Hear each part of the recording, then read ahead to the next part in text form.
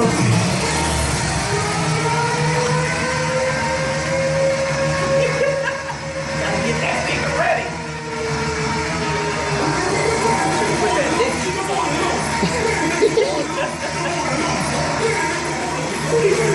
wanna get that booty loose.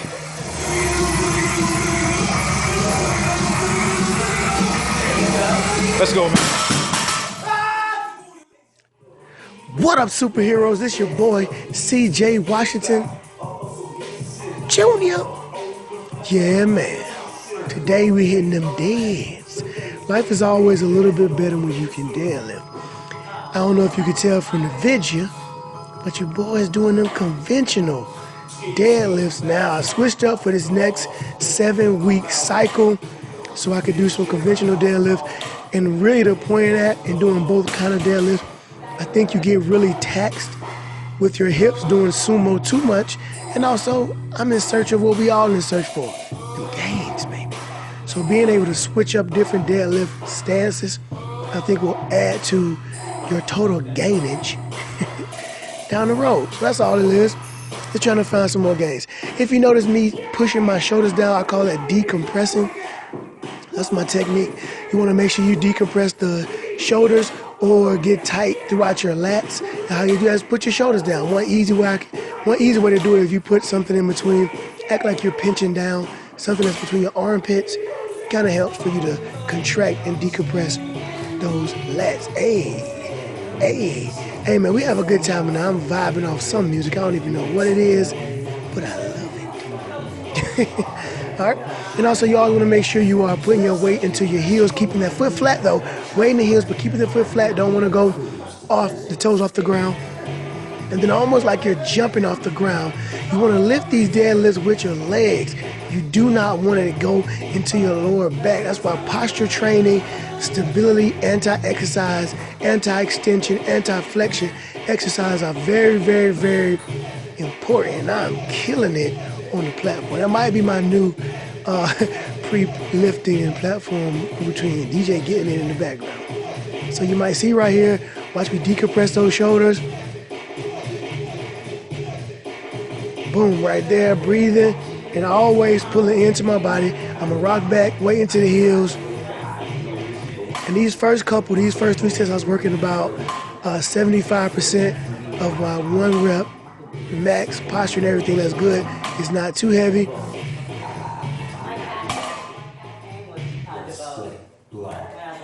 It's driving me out of my mind. That's why it's hard for me to find. Can't get it out of my head. Mr. Gibson Lover, that girl is.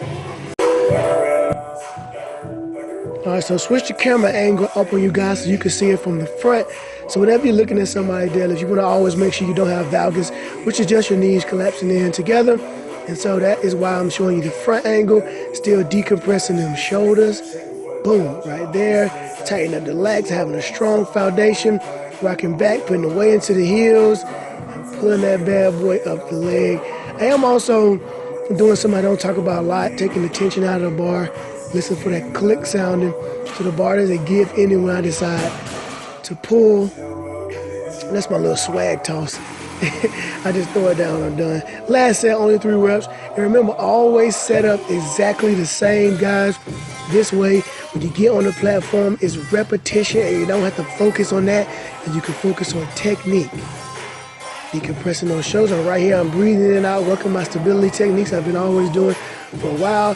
Decompressing, weight into the heels. Whoa, a nice good pull, man. I feel pretty comfortable this first week of doing these conventionals. I like doing touch and go as well. That way you can work on the eccentric portion. For those of you that didn't know, you are about 30 to 40% stronger eccentrically than you are concentrically. Sway.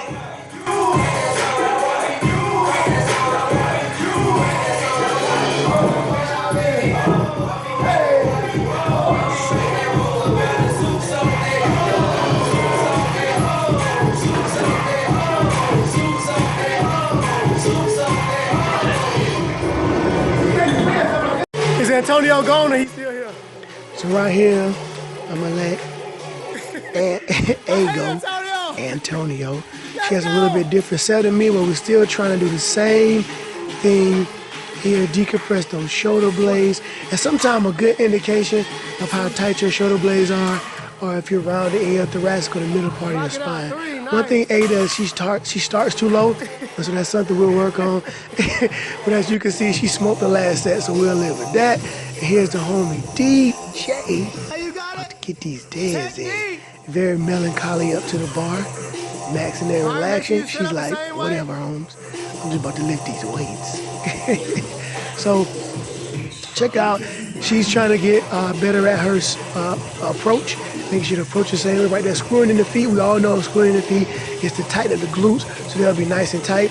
She go ahead and get her hand position the right way she want on the bar. Then she'll decompress those shoulders. We just talked about that. That is contracting those lats. She'll rock back and then push her feet into the ground like she's trying to jump off the ground and stand up, because we want to lift with the legs and not the lower back. And there's one. So the worst part of her deadlift is actually the lockout. So what we'll do next week, and for those of you who have these problems locking out, what we will do is we will add bands, so it makes it more difficult. We'll go about 50%. And do about 10 to 12 reps. You learn through repetition. Don't learn through 1 rep maxes. Learn through repetition.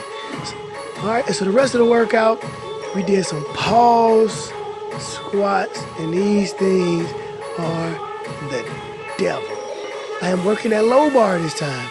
One thing I will say with this, look at the video, I need to tuck my elbows. You see me kind of throwing them down sometimes. Keep your elbows tucked for the same reason as we were doing in squat, is to engage those lats.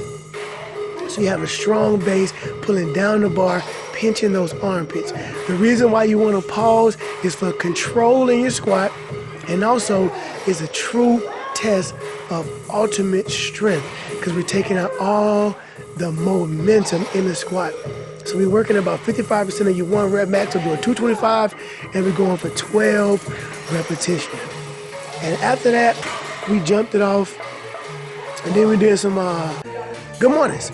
And so first let me get this bodybuilding on. Hey, gains. Let me get that front bi pose, the side pose, bicep.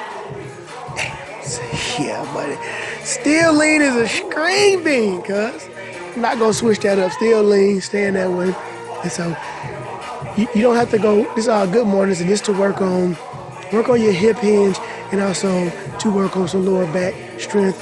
You don't want to go really, really heavy, especially not after doing squats and dead, but you do want to add this as part of your accessory work to get that low back nice and strong. So we're doing about 12 here, 10 to 12. I got, I think I went up to I stayed right here today. Don't want to go too heavy, man. This is not the strength, and you don't want to injure yourself. Good, perfect hip hinge. And you don't have to go parallel to the ground, because no movement that you do, you'll be parallel to the ground. So about, still a 90-degree angle for your hips, 85, 75, so that should be fine. And we finished it off with a plank. This is my PR plank. A PR and planks, whatever that be. 45-pound weight on the back, doing the plank. Plank, again, is a stability exercise. Deadlift to me is always and will be a core exercise about maintaining that posture. And so this helps you and teaches you how to maintain posture. And don't be stingy with your gains. Share my video. Like, comment, subscribe. It's your boy, CJ Washington Jr.